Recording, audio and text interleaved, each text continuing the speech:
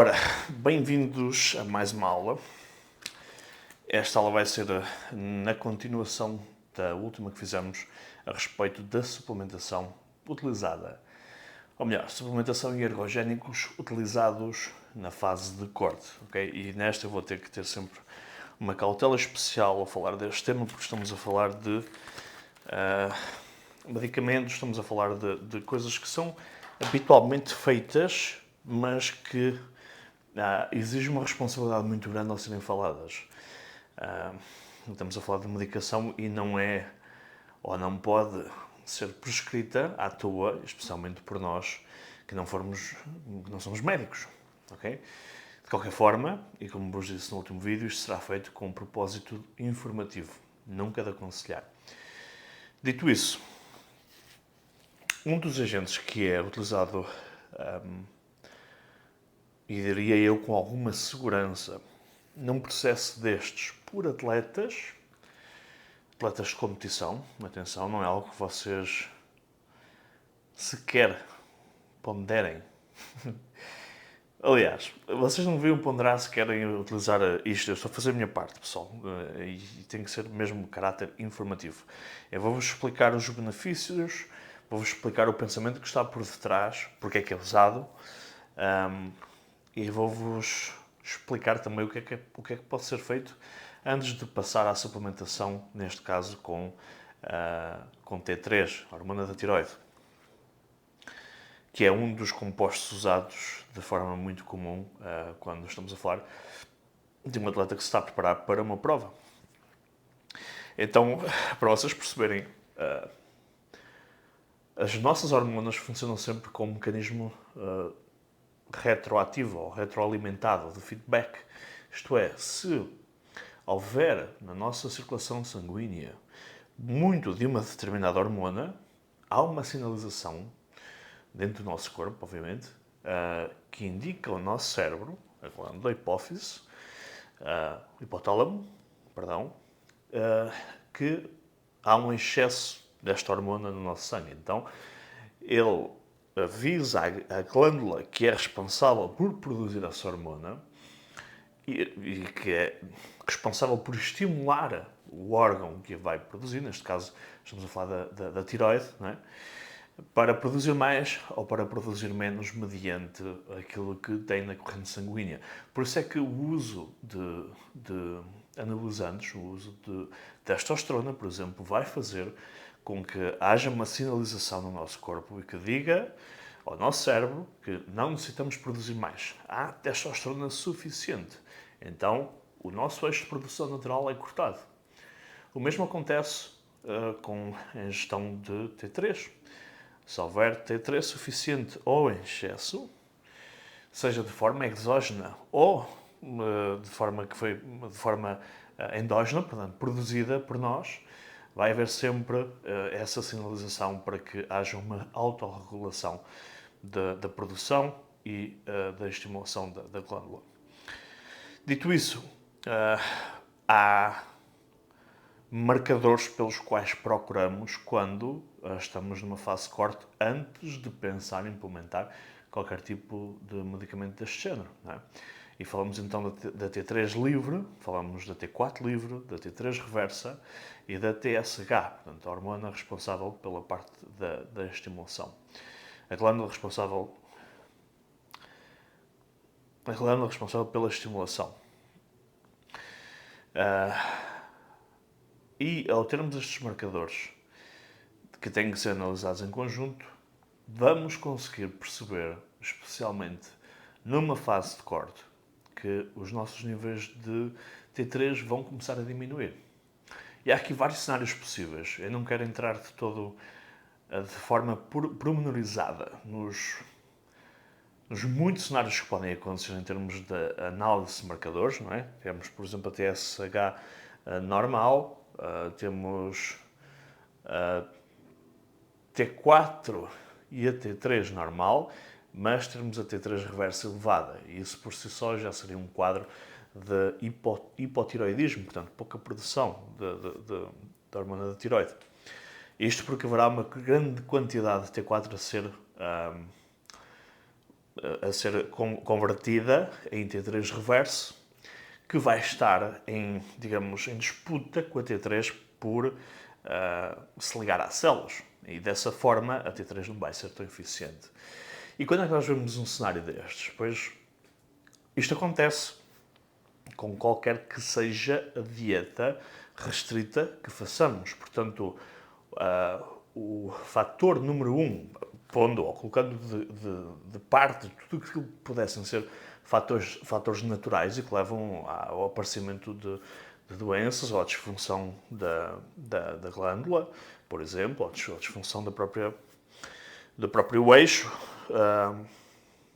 À parte desses cenários, quando nós estamos em restrição e há ali um corte a nível calórico, há automaticamente uma redução dos níveis convertidos de T4 para T3. Okay? Isso foi provado já com estudos e não são precisos muitos dias para que haja essa redução dos níveis de T3 no nosso sangue. Há inclusive um estudo, que eu vos posso deixar depois aqui, que foi exageradamente também emulado, que estamos a falar de...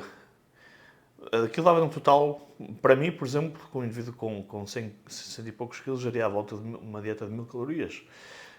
E notaram um decréscimo brutal nos níveis de T3. Mas isso, acho que nós acabamos por perceber que realmente quanto menos comida tivermos, mais o nosso corpo se vai defender. Portanto, é um mecanismo de sobrevivência. O nosso corpo aprende a ser mais eficiente com a pouca comida que tem.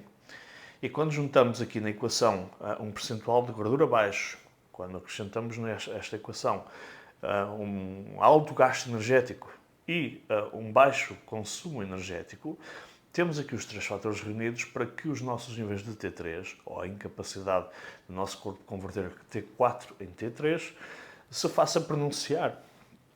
E há outro estudo também que eu tive a oportunidade de ler que demonstra que uma preparação de um indivíduo natural, portanto para uma prova onde não há qualquer uso de anabolizantes, e são testados para isso, e este estudo tem a duração de 12 meses. E aquilo que podemos ver, ou concluir com este estudo, que é à volta a faltarem 3 meses, portanto após 12 meses, 12 semanas de início de restrição, os níveis de testosterona caem bastante, mais de 50%, os níveis de T3 também, e só são restaurados 6 meses depois da prova. Entendem? Então o indivíduo começa a 6 meses antes, ou a faltarem 3 meses já está num valor baixo, atinge o mínimo possível no dia da prova e depois é preciso 6 meses para que esses valores retomem. Portanto, se pensam que fazer uma preparação para uma prova, ainda que não haja utilização de químicos, é algo saudável, não é, pessoal. Nós vamos estar a colocar o corpo num estado em que não é suposto estar. Okay? Então, temos que, de alguma forma, tentar amenizar isto o máximo possível, especialmente se estivermos a falar de pessoas que não têm qualquer intuito de competir. Então, muita cautela com a restrição que aplicarmos aos clientes.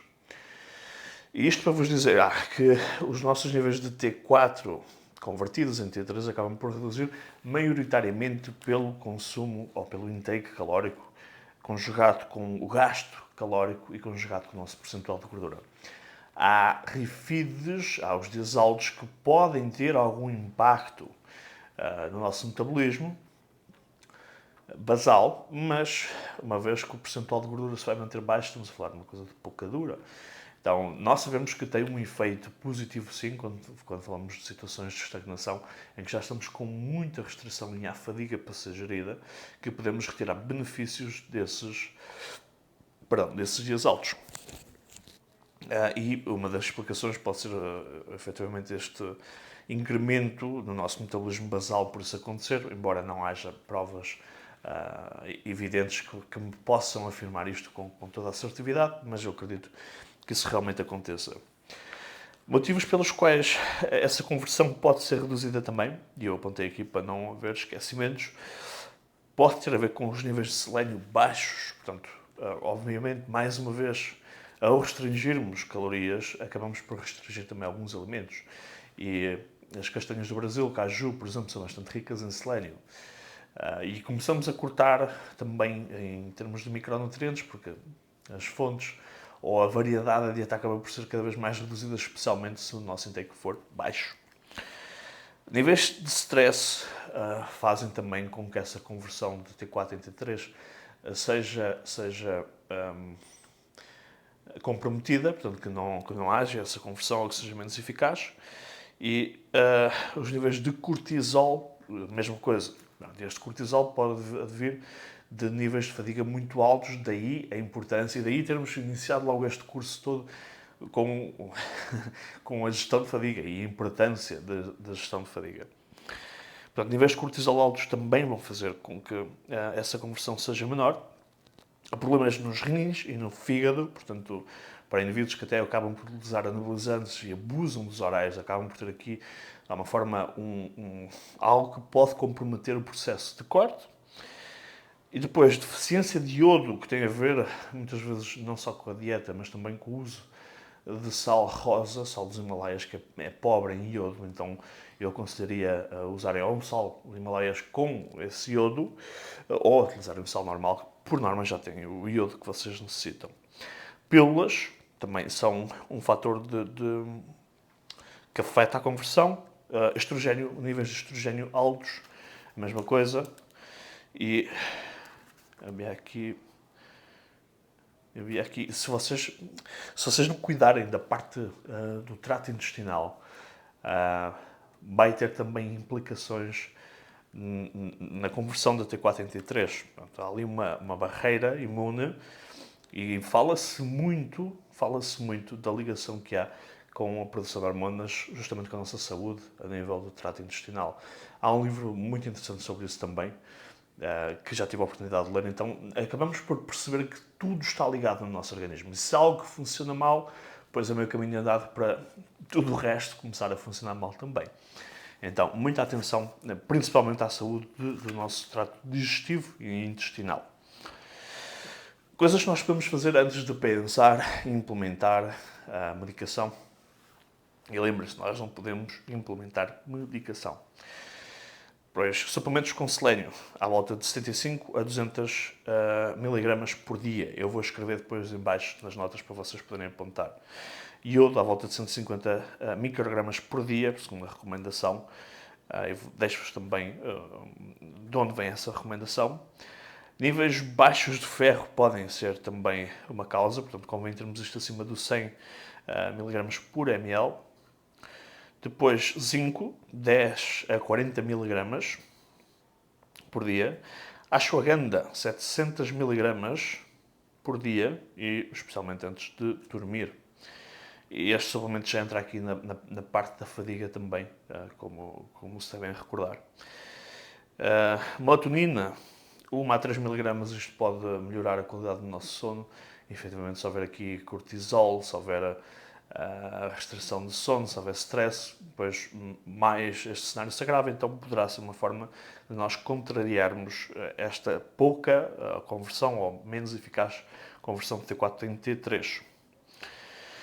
Depois, feitas estes acréscimos, não é? E termos o cuidado de suplementarmos de acordo com o cenário que nos deparamos, e obviamente que nós só conseguimos ver se realmente há um decréscimo na função da nossa tiroide com análises. E isso vocês só podem ver através dos marcadores, fazendo análise ao sangue. E avaliando, como vos disse, os parâmetros TSH, T3 livre, T4 livre e T3 reversa. E o que é que acontece numa preparação para uma prova, e normalmente utilizado por culturistas, e não só? Que é, ao percebermos que a restrição calórica acaba por ter esse impacto na conversão de T4 para T3, portanto deixamos de estar aptos a ter um metabolismo basal mais alto, pelo contrário, é um mecanismo de sobrevivência, como vos disse. Então, aquilo que é feito é colocar de forma exógena o T3. Okay? O T4 não é uma forma ativa, portanto, não faria muito sentido suplementar com T4, porque ele poderia ou não ser convertido para T3, então não saberíamos se isso iria acontecer ou não.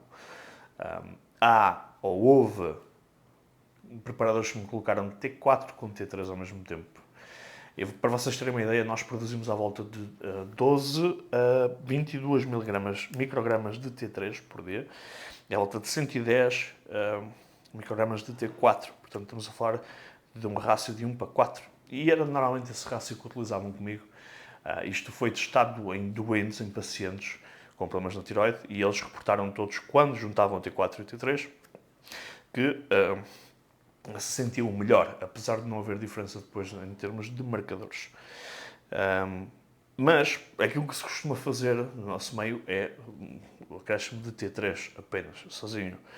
E vai de acordo com estas dosagens também. Começa-se por norma com 12,5 mg, e óbvio que isto tem que ser colocado se houver uma função comprometida, e a partir daí são feitos acréscimos de 12,5 microgramas, podendo ir até, diria, 2 comprimidos, que daria 50 microgramas por dia. Mas, malta, não utilizem estes valores como referência, porque não quero ser eu a dizer-vos como é que se toma nem as quantidades que se toma. Estou-vos a passar a informação daquilo que é feito e que eu já fiz também nas minhas preparações. Qual é a segurança do uso deste tipo de medicação? Portanto, há estudos com 17 anos de pessoas a tomar durante 7 anos contínuos sem apresentar qualquer efeito secundário pela toma da medicação. Podemos pensar, ou suprimirmos o eixo com a toma exógena, podemos ter problemas depois na produção natural, quando paramos. E bom, há um estudo para isso também, e esse estudo teve a duração de 10 anos, de indivíduos que tomaram por 10 anos consecutivos T3, e quando pararam, ao final de 4 semanas, o eixo estava estabelecido ou restabelecido. Portanto, não é dos medicamentos que vai afetar de uma forma mais expressiva a nossa produção natural, o nosso eixo. Pelo contrário, até tem uma resposta, uma velocidade de resposta relativamente alta. Mas, mais uma vez, Paulo, isto é apenas informativo. Não quero ter a responsabilidade de vos dizer para fazerem de X forma. Contudo, não vos quero deixar na ignorância, e quero que percebam que num processo de corte, especialmente estamos a falar de atletas de competição em que queremos retirar o máximo, e estamos a falar de provas que não são naturais, não é? Que estes recursos estão à disposição e que normalmente são usados. E falo aqui então do climaterol, que falámos na última aula. Falo da T3 hoje, e no próximo vídeo vamos falar sobre a ioimbina. Portanto, seriam estes 3 compostos utilizados num processo de corte. Espero que tenham gostado e até à próxima aula.